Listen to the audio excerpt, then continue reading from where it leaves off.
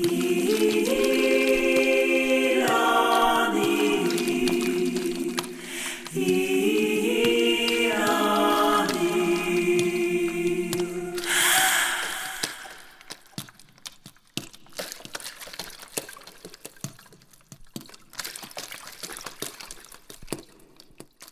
alors les auteurs qui m'ont marqué, si on veut prendre ceci un petit peu en chronologie, quand j'étais gosse, il y avait Jack London, que j'ai beaucoup aimé.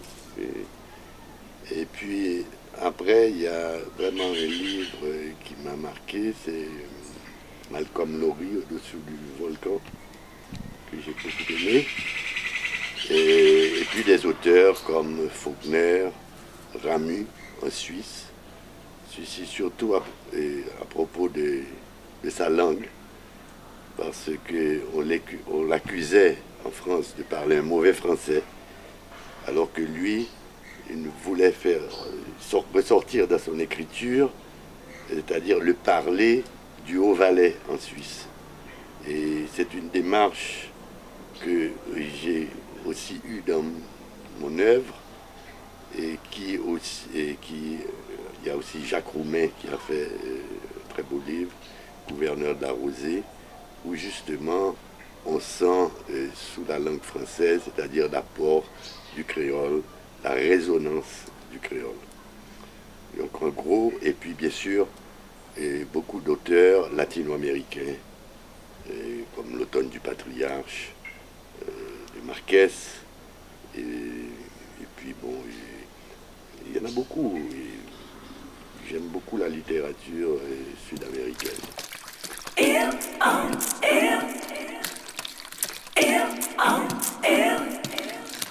Pour parler du quartier où je vis, c'est toute une épopée, je dirais, puisque je suis né en Suisse et j'ai été transplanté en Haïti vers l'âge de 7 ans. Et là, à l'époque, la ville avait, Port-au-Prince avait 175 000 habitants et j'habitais à la ruelle Vague. Et là, je pouvais me rendre à l'école à pied, chose qui pratiquement maintenant est impossible car la ville est devenue gigantesque. Maintenant, après cela, le quartier qui m'a vraiment marqué à Port-au-Prince, c'était plus tard, c'était vers les années, je devais avoir 16 ans, donc vers les années 56-57, j'habitais Babiole. Et c'est là que je me suis fait vraiment un tas de copains. On avait une bonne ambiance dans le quartier. Et on nous appelait, en fait, comme à l'époque, c'était les jeunes, on était des flâneurs. Ça veut dire qu'on faisait toutes sortes de...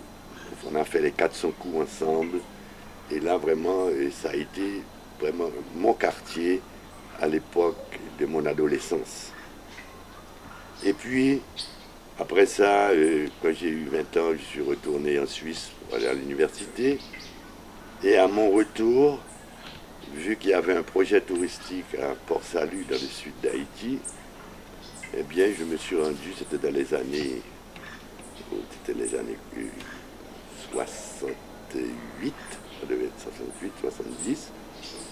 Et là, je me suis rendu à Port-Salut et je dirais que c'est vraiment dans ce lieu magnifique et paisible que j'ai vraiment planté mes racines haïtiennes et je peux dire que comme ça se dit en Haïti, mon habitation se trouve à Port-Salut, où d'ailleurs maintenant je suis de plus en plus, où j'ai une fondation à la mémoire de ma fille qui s'occupe de reboisement et d'éducation civique. Donc, vous voyez, c'est un parcours tout en zigzag, mais là, je crois que vraiment, c'est à Port-Salut que je vais finir mes vieux jours. Port-Salut, à l'époque où j'y suis allé pour la première fois, était une petite bourgade de plus ou moins 5000 habitants. Comme dans le reste du pays, maintenant la population a plus que pratiquement quintuplé. et je dirais ces 40 dernières années. Et c'est un endroit qui quand même est resté très paisible, où les gens sont très accueillants, souriants, gentils. Et disons pour une personne de mon âge, c'est vraiment très agréable de vivre avec des gens simples, qui savent encore rire. Et au fond, il y a aussi pas mal de petits espoirs d'un développement pour une amélioration, c'est-à-dire une amélioration de leur vie là-bas. Et donc, je suis plein de projets à part la fondation. Je suis en train de monter un spa. C'est peut-être un grand terme, mais c'est-à-dire on va donner, on va faire, il y aura des salles de massage, on pourra prendre des bains de feuilles, comme en Haïti on parle de bain chance, etc. Et puis c'est un espace qui est bien reboisé, il y a des fleurs, on a creusé un puits, on aura de l'eau, il y aura des douches en plein air, et en même temps ce sera un espace culturel. D'ailleurs pour l'inauguration, on est en train de mettre au point avec Lila Desquiron, James et moi-même une petite représentation théâtrale, puisque ces jardins s'appelleront les jardins d'Aïda Ouedo et de Loco Miroir, qui sont deux lois qui sont dans le vaudou. Et Aïda Ouedo, c'est l'arc-en-ciel, c'est l'eau, c'est la couleur bleue, alors que Loco Miroir, lui, il vit dans les arbres, il est habillé comme un général, il s'appuie sur une canne, il fume et la pipe, et c'est un monsieur qui vit dans les arbres, et c'est le patron des docteurs lois, c'est-à-dire des docteurs feuilles, et c'est-à-dire c'est lui qui leur donne la connaissance des plantes médicinales, etc. Donc, ça peut être très intéressant de monter un petit quelque chose à ce sujet-là. Et puis dans l'avenir, je compte aussi peut-être y faire un petit musée où on mettra ma collection privée.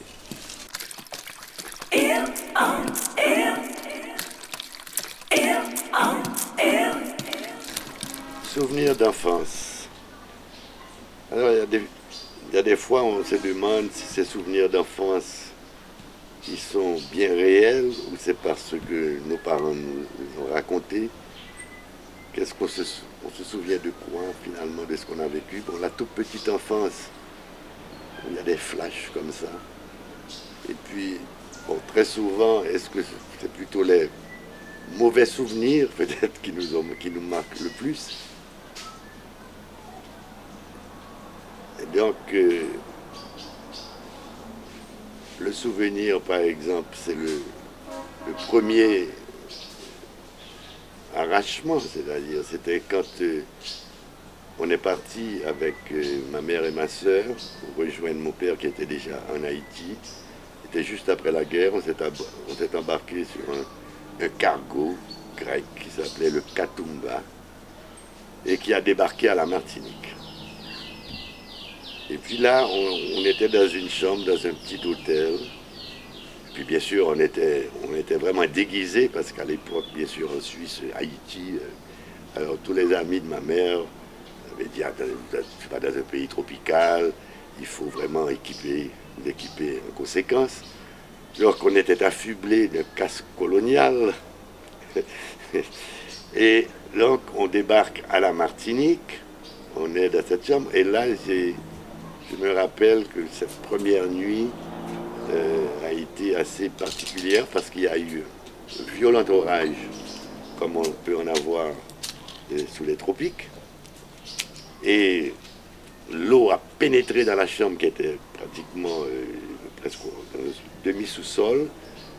Et nos valises étaient en train de nager là-dedans. Enfin, bref, c'était vraiment quelque chose d'assez effrayant pour un gosse qui avait à peu près 7 ans. Enfin, on s'en est sorti, et puis là, le périple a continué la Martinique, il fallait prendre un hélicoptère pour aller dans une petite île américaine, pas trop loin de Porto Rico. Et de là, il y avait encore la Pan American Airways. On a débarqué en Haïti. Ça s'appelait le Boenfield. C'était une piste d'atterrissage qui était du côté de Delma. Et bien sûr, la joie des retrouvailles avec mon père et tout ça. Alors pendant ce temps, il était venu avec un chauffeur de taxi qui a mis les valises dans le coffre, ainsi qu'un joli abat-jour chinois que ma mère avait couvé pendant tout le voyage pour qu'il ne se casse pas parce qu'il était en porcelaine. Et bien sûr, lui, il le met au-dessus des valises, il ferme le coffre et le vase est cassé. Effectivement, ça a été, disons, le welcome to Haiti. Et puis, bon, bien sûr que c'était, comme je disais à l'époque, c'était une petite ville charmante, Port-au-Prince. Il y avait encore des ânes qui se promenaient dans la ville avec des marchands de lait, des marchands de légumes, des poules. Donc c'était vraiment un spectacle merveilleux pour un gosse. Et puis là, c'est là que on a été habité à la rue Elvagne. Et c'est là aussi que j'ai fait, c'est-à-dire que mes premiers contacts avec les Haïtiens ont été avec les domestiques.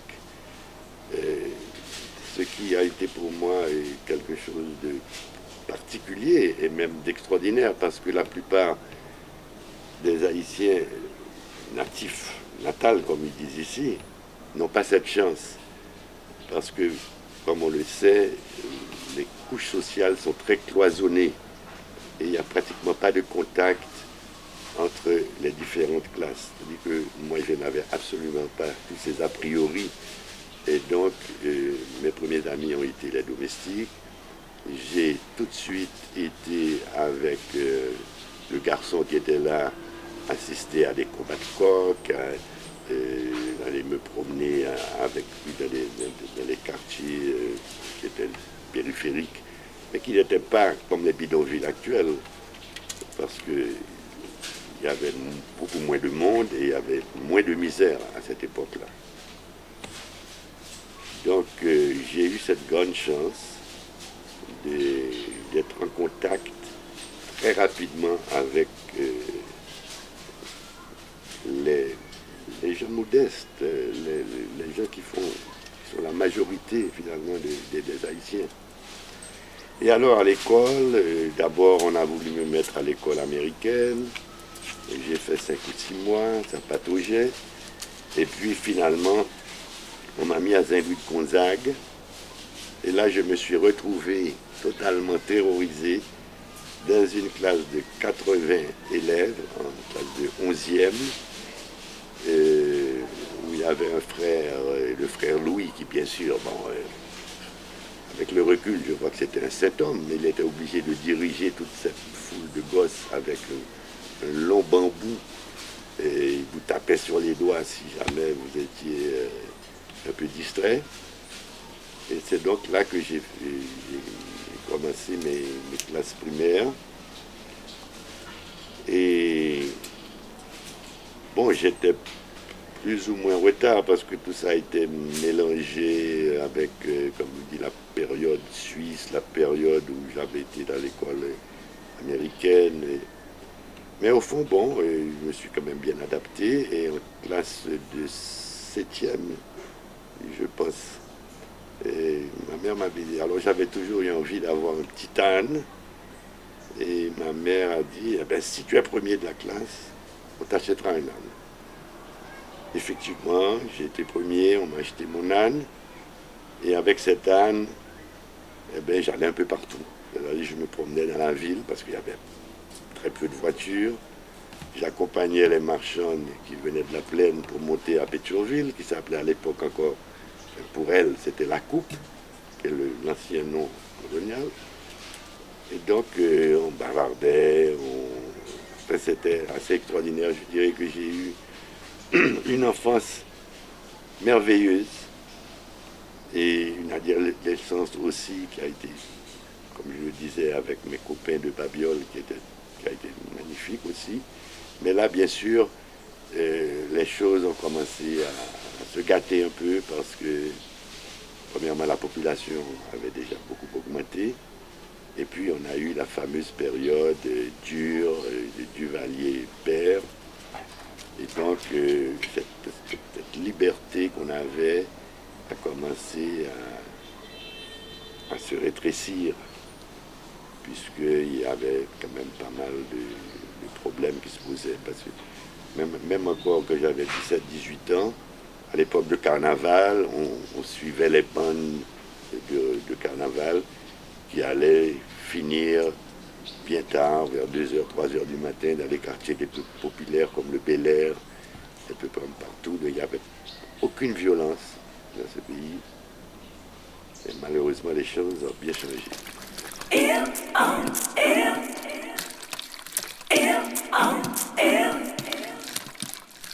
Parler de Mauneuve, c'est pas simple, c'est pas facile, parce qu'au fond, est-ce qu'on sait vraiment ce qu'on fait? Est-ce qu'on sait vraiment ce qu'on veut? J'ai vraiment écrit mon premier livre. C'était un livre qui m'est sorti des tripes dans un moment de grande tristesse. C'était pour moi une espèce d'exutoire au lieu de... Parce que j'ai perdu un fils qui avait à l'âge de 7 ans, ce qui a été un choc terrible. Et au lieu d'aller mettre des fleurs sur sa tombe tous les jours, ou de lui faire un mausolée extraordinaire, je me suis dit que il fallait écrire quelque chose. Et je l'ai fait vraiment dans ce moment assez tragique. Bon, bien sûr, du fait que je n'ai jamais été un écrivain de métier, j'ai toujours écrit d'une façon assez sporadique.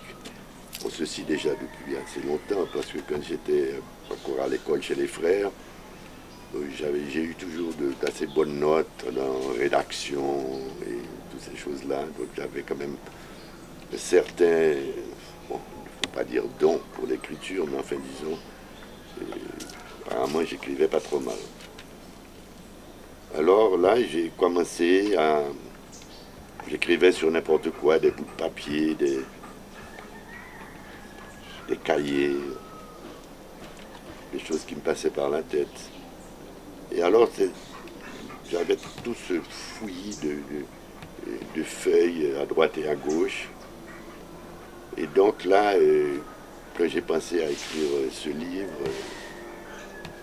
bon, c'est vrai qu'on peut dire, est-ce que ce livre-là, je l'ai vraiment écrit pour moi, et dans un certain sens. Alors que quand on devient écrivain, je pense que on écrit au fond pour les autres, parce que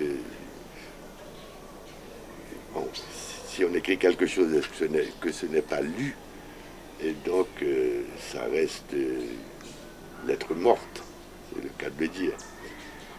Et alors, comme ça, je parcourais le journal et j'ai vu qu'il y avait le prix des champs et qu'on allait attribuer un prix au meilleur manuscrit qui serait présenté.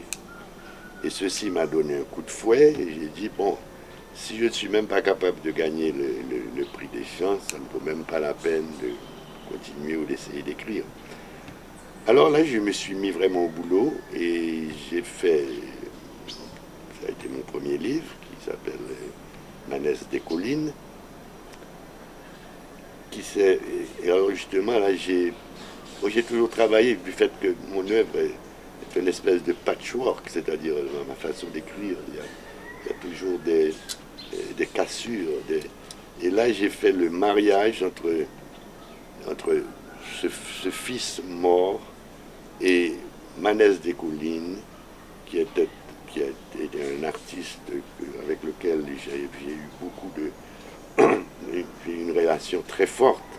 Et, bon, il était dépressif, D'ailleurs, il a fini, il s'est suicidé. Et donc, c'est comme ça que j'ai articulé ce livre, avec ce souci justement de rendre dans, dans ce que j'écrivais, c'est-à-dire la tonalité un peu créole, c'est-à-dire tout en employant le français. Un peu la même démarche justement que Ramu avait fait en Suisse, et aussi Jacques Roumain, le gouverneur de la Rosée. Mais j'ai été peut-être un peu plus loin, c'est-à-dire où j'ai vraiment mis pas mal de mots qui sont créoles ou très voisins du français. Et ce qui, je pense d'ailleurs, pour la langue française, est un enrichissement. Et parce que, disons, la France, de la même façon qu'elle avait colonisé Haïti, a, jusqu'à ces dernières années peut-être, vraiment colonisé le français, je dirais. Ça veut dire que tout ce qui n'était pas approuvé par l'Académie française était rejeté. Alors que si l'on regarde ces dernières années, finalement, les pays francophones, on pense au Canada, qu'on pense à la Martinique, la Guadeloupe, en fait, Haïti, ont été les pays, à mon avis, les plus novateurs, les plus productifs en littérature. Je dirais que la littérature française de ces dernières années, à mon avis, n'est pas brillante. Enfin, en tout cas, elle s'est enfermée dans une espèce d'intellectualisme facile, rébarbatif. Je parle, en gros, bien sûr, il y a des exceptions. Et donc, ça a été ma démarche dans laquelle je continue. Et après ça, bon, alors, effectivement, je gagne le prix des champs, qui consistait à ce qui imprimait 1000 livres gratuitement. Et ceci, naturellement, quand ce livre est sorti, parce que le manuscrit était anonyme, c'est-à-dire qu'il y a ceux qui faisaient partie du jury ne savaient pas qui avait écrit ce livre. Et donc, quand ça s'est révélé que c'était moi, ça a produit une espèce de tollé dans le monde littéraire haïtien. Il y a même beaucoup d'auteurs qui m'ont soupçonné en disant que c'est pas moi qui avais écrit ce livre. J'avais pratiquement que c'était pas possible, qu'un étranger ne pouvait pas écrire comme ça. Enfin bref, il y a eu toute une polémique. Et à cette même époque, c'était au niveau, il y a eu pratiquement, enfin, Jean-Claude Duvalier a dû s'exiler, le livre devait sortir, et le président du jury, du fait que j'avais dans certains chapitres, où j'avais quand même des pointes assez violentes contre les Duvalier, m'avait appelé, à l'époque je passais des vacances en Suisse, m'avait appelé en plein milieu de la nuit pour me dire: Monsieur Monet, vous avez gagné le prix des champs, mais si vous n'acceptez pas de supprimer certaines choses dans ce livre, vous ne serez pas publié. Qu'est-ce que vous dites? Je lui ai dit: écoutez, cher monsieur, premièrement, vous me réveillez en plein milieu de la nuit. Je trouve ça assez bizarre, parce que vous avez l'habitude de voyager, vous savez bien qu'il y a un décalage horaire. Et deuxièmement, à brûle pour point comme ça, vous me dites de supprimer des choses dans les livres. Moi, je ne peux absolument rien vous promettre à ce niveau-là. Eh bien, il me dit: eh bien, vous aurez qu'à vous faire publier ailleurs. Et il raccroche. Je dis: eh bien, vraiment, une très bonne nouvelle, et puis la douche froide au même moment. Alors, peut-être 5 ou 6 heures plus tard, là, il faisait déjà jour, il devait être 10 heures du matin en Suisse, je reçois un second coup de téléphone qui était d'un autre membre du jury, M. Chassagne, qui vraiment me tient tout à fait un autre langage en me disant « Ah, M. Monet, vous avez fait un livre que j'ai beaucoup aimé, c'est un livre de rupture, c'est un livre très intéressant. Je sais que ça pose certains problèmes à cause de ce que vous dites au niveau du gouvernement, etc. Mais écoutez, on fera à votre tour, on va s'asseoir et puis on fera certaines peut-être métaphores.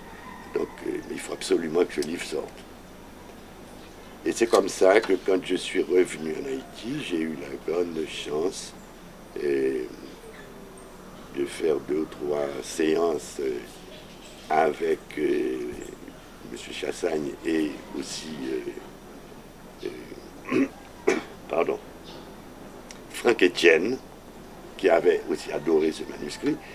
Et donc on a fait 2 ou 3 séances, et puis au lieu de parler de Macoute, on a dit les hommes en bleu, enfin bref. Et alors, bon, et puis c'est comme ça que le livre est finalement sorti.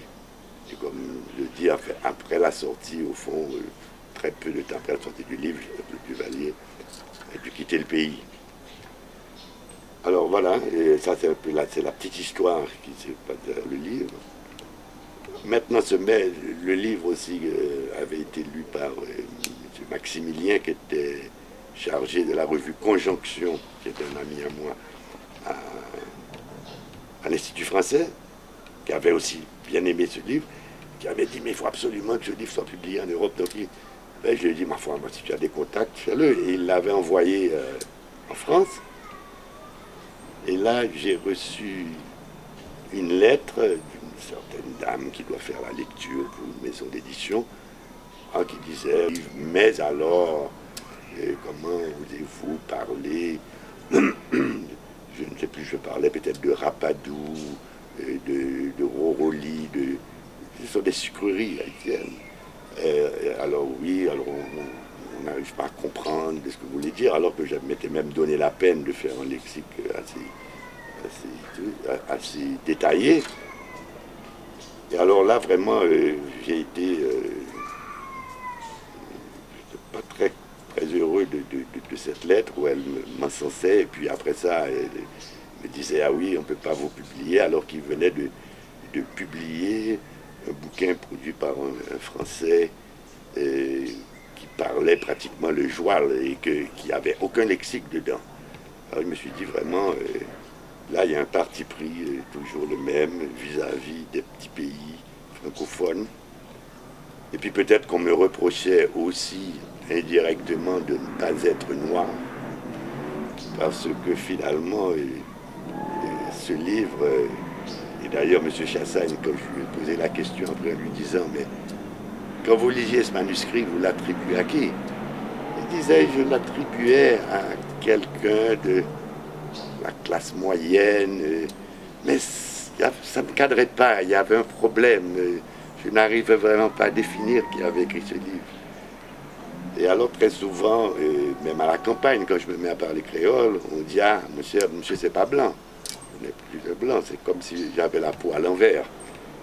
Et en Europe, on a cette espèce aussi je dirais surtout en France, cette espèce de, comment est-ce qu'elle appelle ça, de complexe, de condescendance. Ça veut dire que tout ce qui doit venir des îles doit forcément être produit par des gens de couleur. Par exemple, ma fille qui peint en Haïti et qui est parmi une des jeunes peintres les plus prometteuses, eh bien, chaque fois qu'il y a des expositions haïtiennes en Europe et qu'elle envoie ses œuvres ou qu'elle est invitée, quand ils voient qu'elle n'est pas noire, eh bien, ils sont désarçonnés. Et puis, au fond, on est pratiquement mis à l'index.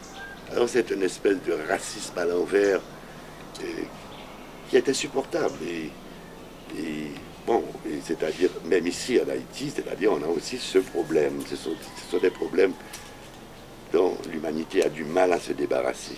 Espérons que l'ère Obama va ouvrir définitivement la route du métissage, le métissage culturel, le métissage de tout. Avec la globalisation d'ailleurs, tout est métissé, je dirais actuellement, même la haute finance est métissé. Bref, pour toute cette parenthèse, pour dire que finalement, après d'avoir écrit ce premier livre, qui était, comme je dis, un livre venu des tripes, venu du cœur, alors les lecteurs vous demandent, quand vous les croisez dans la rue, à quand le prochain? C'est-à-dire que un auteur qui ne produit plus ou qui ne produit pas d'une façon assez régulière est considéré comme quelqu'un qui n'est pas un vrai écrivain, ou bien, bref, qui va être oublié, va tomber dans les oubliettes, tout à fait. Mais il faut dire que j'ai toujours, je n'ai jamais eu l'écrit. Comme je dis, je ne suis pas un écrivain professionnel. Et j'avais toujours d'autres activités. Et donc, là, je m'occupais vraiment de la galerie. Je n'écris pas d'une façon régulière. Et comme dans tout, si on n'écrit pas pratiquement tous les jours, on perd un petit peu la main. C'est comme pour des peintres qui se sont arrêtés pendant 5-6 mois, c'est difficile de se remettre. Ou bien alors, ce qu'on a écrit, on le relit et puis on ne l'aime pas, on le biffe. Et moi, j'ai des centaines de pages qui sont commencées, raturées, etc. Et je suis dans une espèce de labyrinthe que je n'arrive plus à me sortir. Donc là, je me suis dit, bon, à un certain moment, bon, on va faire le deuxième. Et ce que j'ai en tête et que je voulais faire aussi à l'époque, c'était dire de faire une trilogie, c'est-à-dire Manès, et puis 2 autres livres, qui sont tous, je dirais, en chantier. Là, je suis en train de me remettre au second, qui devrait s'intituler Le Rénovateur, où il y aura toujours, bien sûr, le personnage de Manès qui va revenir. Et puis le troisième, ce sera certainement de nouveau beaucoup moins de Manès, mais beaucoup plus du patron, c'est-à-dire parce qu'il m'appelait le patron du fait que j'étais le directeur de la galerie. Et ce sera un peu les souvenirs d'enfance et puis les péripéties de la famille. En Haïti, ce sera le troisième bouquin, mais on n'y en est pas encore, on n'est pas encore là. Alors après Manès, finalement, j'avais qu'est-ce que j'allais faire, et c'est là que je me suis dit, si tu arrives à écrire un recueil de nouvelles, eh bien, ça pourrait peut-être être intéressant parce que j'aime beaucoup aussi enfin, comme on dit en anglais, les short stories. Et là, c'est là que j'ai fait le bouquin qui s'appelle Café amer, histoire de coq et d'amour, qui là a été édité. Ça a été plus facile de sortir ce livre parce que vraiment, Manès des Collines, à l'époque, à la Maison des Champs, c'était produit sur des microfilms. C'est pour ça qu'il y a énormément d'erreurs dans ce premier livre. Il n'y avait pas de correcteur. Et là, j'ai été publié CDK au Canada avec Fanfan Voltaire, et c'était Anthony Phelps qui était chargé de travailler sur la mise en définitive du manuscrit avec l'auteur. Donc avec Anthony Phelps, on a travaillé quelques journées, et donc là, ça a été vraiment assez intéressant, ça a été même très intéressant, très facile de finir, de mettre au point ce recueil de nouvelles, qui s'est...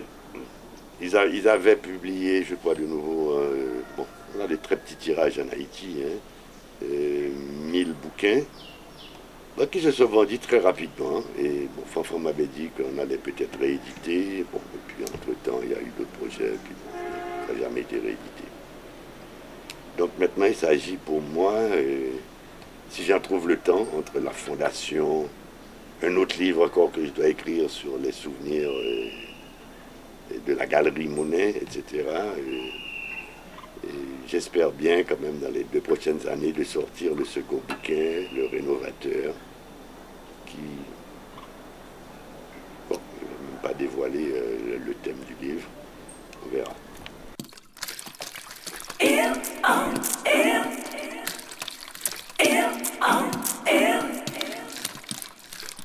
J'ai été catapulté en Haïti à l'âge de 7 ans.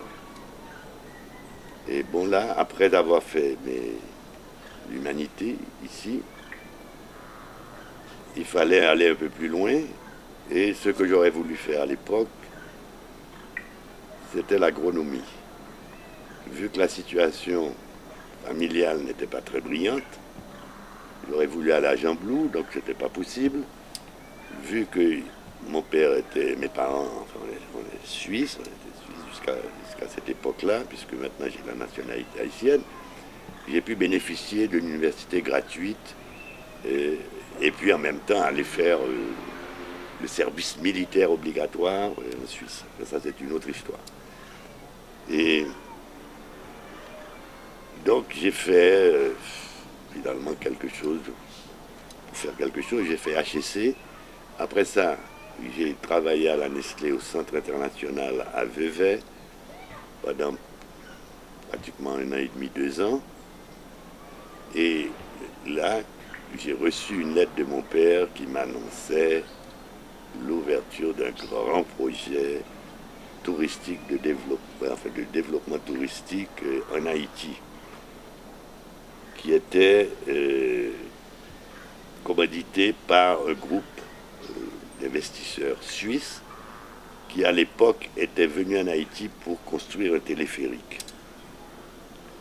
Vu que finalement c'est très adapté au pays, qui est un pays aussi montagneux que la Suisse, et il y avait ce téléphérique qui venait de la forêt des pins, qui allait jusqu'à la plaine du cul-de-sac et qui ramenait les produits caféiers, les légumes, mais c'était un téléphérique purement commercial, c'était pas... Mais ils avaient aussi l'idée de faire un téléphérique touristique, c'était sur le gouvernement de Magloire, qui aurait été de Port-au-Prince à Boutillier, qui aurait été magnifique d'ailleurs. Mais en fait, bon, Magloire tombe, Duvalier monte au pouvoir, et comme toujours en Haïti, tout ce qui a été fait par le prédécesseur doit être effacé, et ceci c'est une histoire qui se répète, je dirais, depuis l'indépendance. Alors Duvalier, dans son premier discours, dit mon prédécesseur a fait des routes en l'air, moi je vais faire des routes par terre. Chose qu'il n'a pas vraiment fait. En attendant, ça a été la fin du téléphérique. Et là, moi, et après, et donc quand je reçois cette lettre, je venais de me marier là-bas, je n'hésite pas une seconde. On fait nos valises et on rentre en Haïti. Et là, on passe peut-être une semaine par ici. Et nous débarquons à Port-Salut. On loge c'était en été, je me rappelle, on loge dans une classe d'école chez les frères là-bas. Et là, c'est le démarrage d'un grand projet qui devait avoir à peu près dans les 10 000 lits dans les 10 prochaines années. C'était magnifique, il y avait une superbe maquette, etc. Bref, tout ceci a bien commencé. Et puis, comme toujours, la politique s'est introduite, est venue bloquer toutes les choses. On avait fait un aéroport qui a été fermé parce que Duvalier disait que c'était une base pour que les rebelles puissent venir envahir Haïti. Enfin bref, on a eu tous les problèmes possibles et imaginables. Et donc, ça a été un désastre de plus. Mais comme j'étais déjà là, et comme je l'ai dit aussi, vraiment à Port-Salut, je me suis j'ai beaucoup aimé, je me suis senti vraiment, comme j'ai dit, c'est là que j'ai trouvé mes racines haïtiennes. Mais bref, le projet étant à l'eau, je reviens à Port-au-Prince. Et là aussi, mon père qui, comme presque tout le monde en Haïti, on est C'est-à-dire qu'on bâtit un hôpital en Haïti, ça devient un bordel, on fait une église, ça devient une école, on fait un restaurant, ça devient quelque chose d'autre. Ça veut dire qu'il n'y a aucune continuité, vu que, comme je le disais, il n'y a aucune continuité de l'État. Donc tout ceci est projeté sur toute la vie en Haïti. Ça veut dire que, d'ailleurs, il y a ce beau proverbe qui illustre tout ça, qui dit Deyemon, Gemon. Ça veut dire qu'on n'est jamais sûr. D'ailleurs, même sur les actes de propriété, on marque présumé propriétaire, parce que, c'est-à-dire que Haïti est une petite île de 27 000 km², mais il y a des titres de propriété au moins pour la superficie de la France. Alors c'est pour ça qu'il y a énormément de conflits terriens. Et, bref, on est tout le temps bouleversé. Alors là, on se retrouve sans rien à faire. Mon père, qui entre-temps avait racheté une librairie qui s'appelait la librairie Minerve, dont les propriétaires des Français s'étaient fait expulser par François Duvalier sous prétexte qu'il vendait des livres communistes.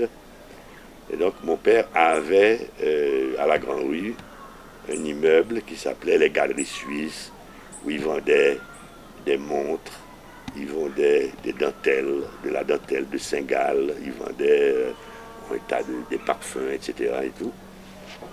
Et puis tout ceci aussi périclitait un peu. Et donc là, on se retrouve dans les années, à peu près les années quoi, c'est les années 60, 60 moi à l'époque c'est l'année 70, le retour de Port-Salut, à Port-au-Prince, et c'était aussi les débuts de l'art haïtien, c'est-à-dire qu'il y avait eu le centre d'art avec David Peters, dans les années 40, 47, 48. Et mon père s'était toujours intéressé, aussi bien que ma mère d'ailleurs, à la peinture, au spectacle. Mon père a même fait du théâtre en Haïti. Il était dans la troupe qui s'appelait la SNAD. Et là, il était très bon ami avec David Peters. Et comme le magasin ne rapportait pas grand-chose, mes parents se creusaient la tête en disant qu'est-ce qu'on peut faire. Et je crois que c'est surtout ma mère qui a dit mais pourquoi on ne ferait pas une petite galerie, on ne ferait pas une galerie dans cet espace. Et vu qu'on connaissait David Peters, d'ailleurs quand il est parti on a hérité de son chien, je me rappelle. Donc mes parents ont parlé avec David Peters, qui dit mais oui c'est une excellente idée. Et là, il parle avec certains artistes qui étaient au centre d'art, qui très souvent étaient dans l'ombre d'un peintre beaucoup plus connu, et qui, là, se sont mis à travailler avec les galeries suisses qui sont devenues la Galerie Monet. Donc ça a été les premiers artistes. Et donc moi, vu que je n'avais plus rien à faire, eh ben, j'allais là et puis j'ai commencé à parler avec les peintres qui étaient là. Et puis il y a des jeunes, et puis bien sûr on a su que la galerie était ouverte, qu'il y avait une nouvelle galerie, donc il y avait des jeunes qui venaient. Et c'est comme ça que petit à petit, je me suis mis dans le bain. Et je me rappelle toujours, c'est là que j'ai fait la connaissance de Manès des Collines, qui a été quelque chose d'assez marquant pour moi. Et voici, à l'époque, qu'est-ce qu'il devait avoir? Il devait avoir une trentaine d'années. Il arrive ce monsieur, très inquiet, absolument pas bavard, qui arrive, qui développe, qui retire le papier qu'il y avait autour d'un tableau, qui le met par là, et qui reste, qui s'asseye là. On était toujours 2 ou 3 là, assis dans la galerie. Il faut dire qu'à l'époque, il n'y avait pas énormément de touristes non plus. C'était la période dure du Valier. Donc on avait tout le temps de discuter.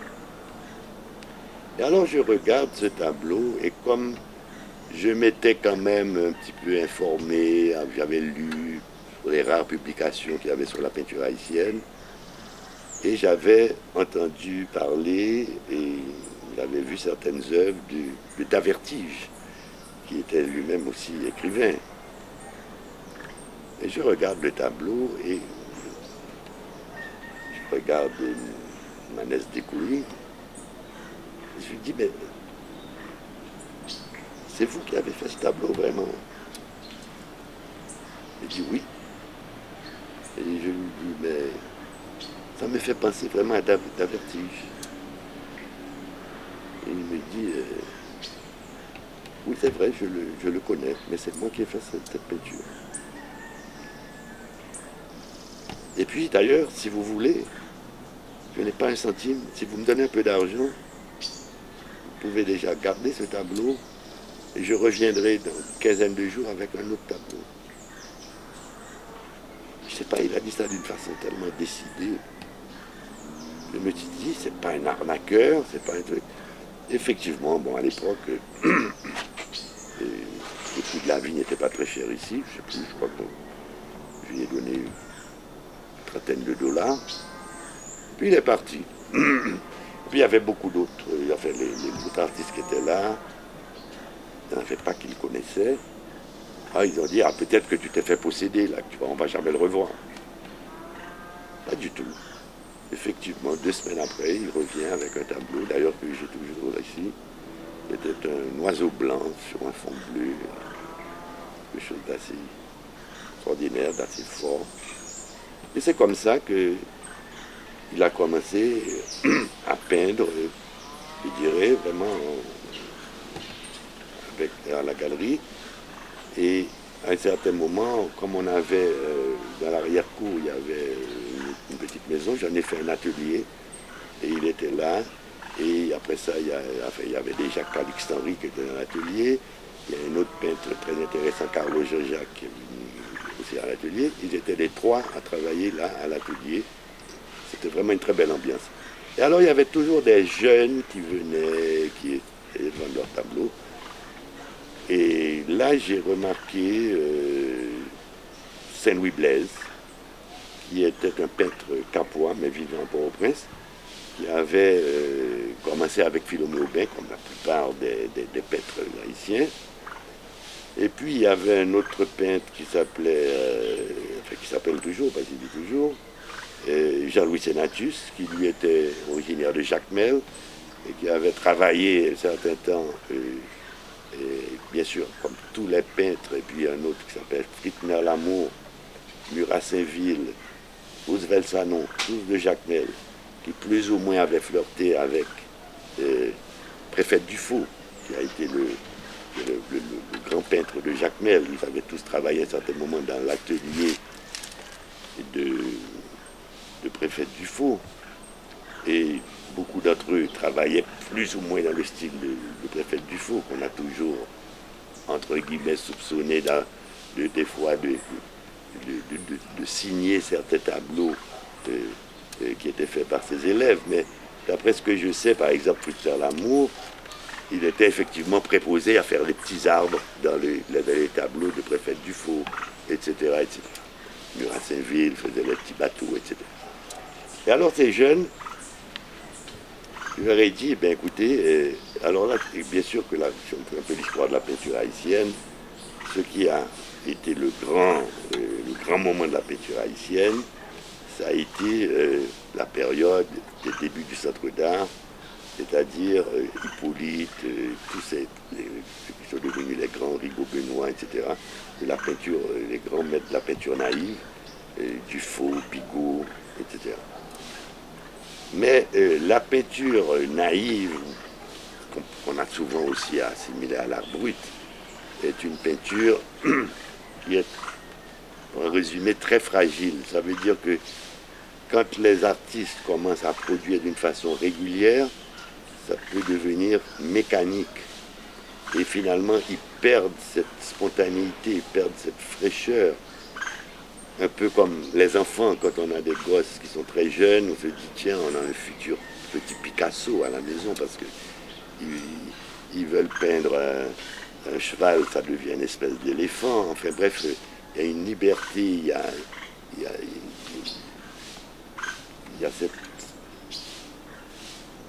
fraîcheur, cette spontanéité qui finalement s'érode avec les années et la commercialisation.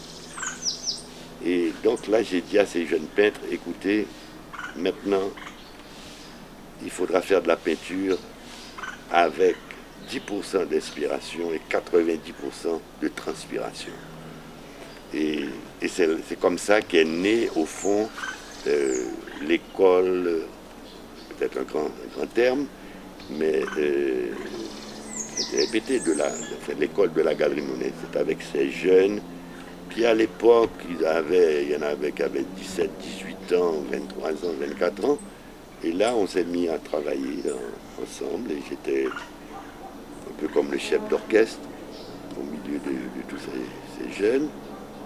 Et c'était vraiment une très très belle période qui a duré peut-être 5 ou 6 ans, où tous les vendredis, on se réunissait, ils venaient avec leur dernière production et on faisait une critique généralisée, c'est-à-dire chacun pouvait dire voilà ce que je trouve bien dans ce tableau, voilà ce que je ne trouve pas bien, voilà ce qu'on pourrait faire, qu'on pourrait refaire. Et c'est comme ça que petit à petit, justement, s'est tissé cette école. Et quand il y a eu des expositions internationales, vraiment, ces jeunes artistes ont commencé à se faire remarquer. Et Jean-Marie Drault, qui a fait beaucoup d'expositions sur la peinture haïtienne, a baptisé un petit peu cette école en disant ce sont les peintres de l'espace haïtien. Parce que vraiment, la plupart de ces tableaux étaient des paysages dans lesquels on a introduit des éléments aussi un peu fantastiques. C'est-à-dire, je me rappelle toujours, il y avait un artiste qui s'appelait Fritz Saint-Jean. Il avait fait un tableau toujours très très très détaillé, un peu comme dans les tableaux de l'amour de Sénatus, de Saint-Louis Blaise. Vraiment, chaque petit détail est peint avec un petit pinceau, enfin, on l'appelle double zéro. Très très bien peint, un petit peu à la manière, je dirais, des peintres, des primitifs hollandais, italiens de l'époque. Et il fait un tableau très très beau, avec dans le fond, avec des petits détails, un ciel très bleu, etc. Et puis il avait mis 2 vaches. Mais des vaches vraiment comme on les voit. Et alors je regarde le tableau et je lui dis, Fritz, ton tableau est superbe, mais tes vaches, ça ne va pas du tout avec le fond. Fais des vaches rouges. Il me dit, mais t'es fou, j'ai jamais vu une vache rouge. Je dis, moi non plus, mais c'est de la peinture que tu fais. Et comme on est un petit peu dans l'art, je dirais fantastique, eh bien, fais des vaches rouges. Il repart avec le tableau, il revient la semaine d'après avec, directement, les vaches sont rouges, vraiment formidable, très très beau rouge. Et le tableau est superbe.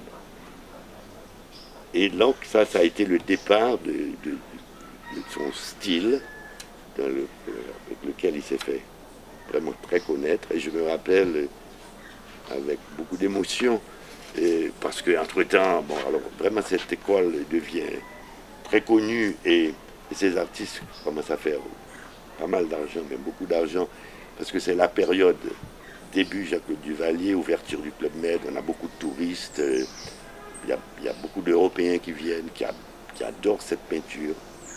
C'est une peinture qui n'a jamais vraiment beaucoup percé aux États-Unis, parce que là, ils sont restés dans la vague Hippolyte, la peinture super naïve. C'est-à-dire que les Européens ont tout de suite apprécié cette peinture, peut-être les réminiscences, comme je disais, des primitifs, des Italiens et tout ça. Et donc, je me rappelle, après ça, bien sûr, ça a été la débâcle quand Jean-Claude Duvalier est tombé, plus de touristes, plus rien, donc pratiquement plus de ventes. Et tous ces artistes qui avaient déjà un train de vie quand même assez important, mais il y en a beaucoup qui se sont expatriés. Alors, je les ai aidés pour qu'ils puissent avoir un visa pour partir aux États-Unis, la plupart, au Canada, un peu partout. Et ça devait être peut-être 15 ans après, je me retrouve à New York dans une exposition d'art haïtien. Je n'avais pas revu Fritz Saint-Jean depuis lors. C'est un grand gaillard, etc. Et puis là, en plein milieu de l'exposition, il y avait tas de monde. Il se précipite sur moi, il me prend dans ses bras, il me soulève et il crie très fort à tout le monde. Voici celui qui m'a fait, et il m'a fait peindre des vaches en rouge. Et ça a été, c'était vraiment un très grand moment, enfin pour moi, un moment émotionnel très fort. Et moi maintenant, donc c'est comme ça que je suis rentré à la galerie, c'est comme ça que j'ai continué. Et que bon, la Galerie Monet, c'est qu'elle est devenue, surtout à cause de cette école, à laquelle il y avait aussi, alors il y a eu aussi un peintre qui était toujours aussi un miniaturiste, qui faisait des choses très détaillées, 6000 aussi, qui a fait beaucoup de tableaux qui ont été très très très appréciés. Et voilà, et maintenant, bon, et je me suis plus ou moins retiré, j'ai passé la galerie aux filles. Et je me retrouve, de nouveau pour saluer avec ma fondation, finalement, je me retrouve paysan, et ce que j'aurais toujours voulu être, parce que je suis quelqu'un de très attaché à la terre. Et comme vous le voyez, c'est-à-dire que j'ai eu un parcours où j'ai embrassé plusieurs, comment appeler ça, des carrières, je ne sais pas. Pas parce que je l'avais vraiment peut-être voulu, mais parce que les circonstances. Et je pense qu'Haïti est un pays qui foisonne justement de changements et de situations, comme je le disais avant, l'hôpital qui devient un bordel ou le bordel qui devient un hôpital. Ça veut dire que les événements politiques successifs, très rapprochés, font que nous tous, Haïtiens, je dirais, on est toujours en mouvance. On est toujours, soit on a du mal à rester dans quelque chose parce que rien n'est solide, tout s'effondre, tout se reconstruit, tout se détruit de nouveau. Et tant qu'Haïti ne sortira pas de cette espèce d'enfer dans lequel on s'est enfermé, avec peut-être raison à l'époque de l'indépendance, c'est bien sûr la politique de la terre brûlée, du coupé-tête, du boulet-caille, du déchoucage était de circonstance. Mais je souhaite de tout cœur que maintenant, finalement, les Haïtiens disent ben ça c'était le passé, qu'on fasse de beaux monuments aux héros de l'indépendance, mais qu'on oublie un peu tout ça et qu'on pense que chaque fois qu'on déchoue à un changement de gouvernement ou bien quand on est fâché, etc., au fond, on ne fait que s'appauvrir. Et il est temps qu'Haïti devienne une vraie nation et qui regarde vers l'avenir, vers quand même un certain modernisme, tout en conservant, je pense, sa culture qui est très forte. Mais c'est vrai qu'on peut se poser la question, est-ce que si Haïti devient une nation moderne, tournée vers le progrès, est-ce que toute cette puissance de créativité va résister à cela? Est-ce que Haïti ne va pas se banaliser en devenant moderne? Alors, c'est le paradoxe. On est pris entre deux feux, on va dire. Bien sûr qu'au niveau, quand on regarde ça au niveau purement humain, l'affreuse misère que l'on côtoie tous les jours, et malgré tout, cette énergie qu'on trouve en Haïti, qui d'ailleurs, je crois, aussi captive pas mal d'étrangers. C'est vrai que c'est un pays qui n'est pas simple, mais qui peut être très attachant. Et soit, comme dit une de mes filles, soit on l'aime, soit on part. Et est-ce que Haïti est totalement réfractaire au développement? Est-ce que Haïti va quand même se mettre sur le chemin du développement durable? En tout cas, il faut que quelque chose évolue. Il faut surtout que on ait plus de civisme, plus d'amour pour sa patrie, parce que en Haïti, tout est mythe. L'Afrique est un mythe. Le pays physique qui tombe, qui est pratiquement en train de mourir sous les effets du déboisement, de l'érosion, etc., on continue à que ce soit dans la peinture, on n'a jamais autant reboisé que dans les tableaux haïtiens. Et puis on continue à chanter les petits oiseaux et puis les fleurs et tout cela, des choses qui au fond n'existent plus. Donc il faut quand même qu'on soit un petit peu plus conscient de la réalité. Et comme je dis, j'espère que tout ceci, si on marche, on doit marcher vers une certaine évolution pour qu'il y ait quand même un mieux-être, un partage plus grand entre tous les Haïtiens. Et il faudra vraiment qu'on conserve, que ce soit dans le vaudou qui malheureusement aussi a dégénéré, qui est devenu quelque chose de... où c'est un peu comme toutes les religions d'ailleurs, protestantes ou autres, une manière de faire de l'argent, d'exploiter, c'est-à-dire la naïveté des gens.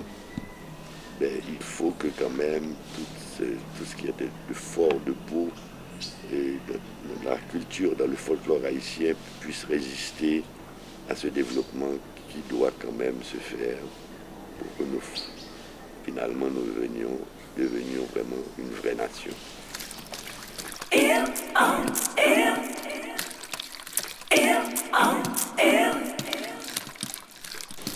Oui, comme le disait, je ne me rappelle plus exactement qui, mon pays est une île. C'est vrai que de vivre sur une île, ça veut dire sur un territoire limité. Si on veut prendre une image un petit peu poétique, on pourrait dire qu'on est embarqué sur un récif, sur un bateau, sur un voilier qui souvent dérive. Et c'est peut-être une des raisons aussi qui fait que l'Haïtien, en général, ne s'est pas encore approprié de ces territoires, qui est un territoire toujours mouvant. C'est-à-dire que déjà, depuis le début, vu que on parle souvent d'Haïtien d'origine, mais il n'existe pas un Haïtien d'origine. Seuls, comme le disait Manès d'ailleurs, seuls les Indiens sont d'origine. Nous avons été tous importés dans cette île, transportés vers cette île par les colonisateurs et au fond, dans l'inconscient, Haïti, et c'est pour ça d'ailleurs que je pense qu'on a beaucoup de mal à se développer, est resté une terre de passage. Puisque même les esclaves n'avaient qu'une idée, c'était de retourner en Afrique. Et même dans la religion vaudou, si l'on veut, etc., c'est-à-dire que la mort, c'est une façon de retourner en Afrique. Comme je le disais tout à l'heure, une Afrique qui, au fond, n'a plus rien à voir avec l'Afrique actuelle, qui est une Afrique mythique. Donc, on vit dans les mythes. Et c'est sûr que de vivre dans un espace, entre guillemets, enfermé, bien que ceci n'est plus la réalité, puisque avec les moyens de communication qu'on a maintenant, quand on pense aussi à l'Internet, à tout cela, la globalisation, ça veut dire ce que pouvait être une île. Enfin, si on pense par exemple à l'île du docteur Moreau ou bien à l'île mystérieuse de Jules Verne, c'est-à-dire, au fond, n'existe plus. c'est plutôt, ce n'est qu'une, c'est-à-dire que, au fond, est-ce qu'il y a encore des îles? C'est une question à se poser. Mais c'est sûr que, vu par les continentaux, je dirais, entre guillemets, c'est un terme qui a été galvaudé, entre guillemets, par les impérialistes. C'est-à-dire que la petite île, ça reste toujours dans l'arrière-cour des grands pays, comme pour les États-Unis, ou même pour la France. Les possessions d'outre-mer, on appelle ça les territoires d'outre-mer, ça veut bien dire ce que ça veut dire, fait que on a du mal à se faire,